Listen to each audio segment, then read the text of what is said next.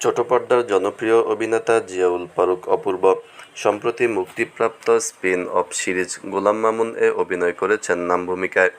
২৭ June তার জন্মদিন। এই উপলক্ষে দেশের একটি গণমাধ্যমকে দেওয়া সাক্ষাৎকারে তিনি বলেন, "আমি আজকে যে অবস্থানে আছি তার কৃতিত্ব আসলে আমার ভক্তদের। তারা সারা বছরে আমাকে এত ভালোবাসায় সিক্ত করে রাখেন, যেটা দেখে আমি মাঝে মধ্যেই অবাক হয়ে যাই। ভাবি এত ভালোবাসা পাওয়ার মতো কি কিছু করতে পেরেছি আমি।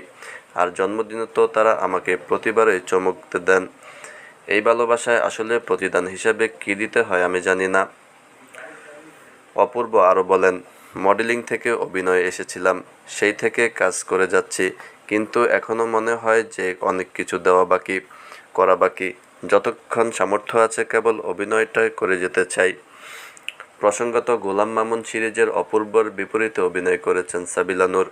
এছাড়াও অনন্য গুরুত্বপূর্ণ চরিত্রে ইমতিয়াজ, বর্ষণ, রাশেদ মামুন, অপু, নাজমুস সাকিব, সাবরিন আজাদ প্রমুখ অভিনয় করেছেন।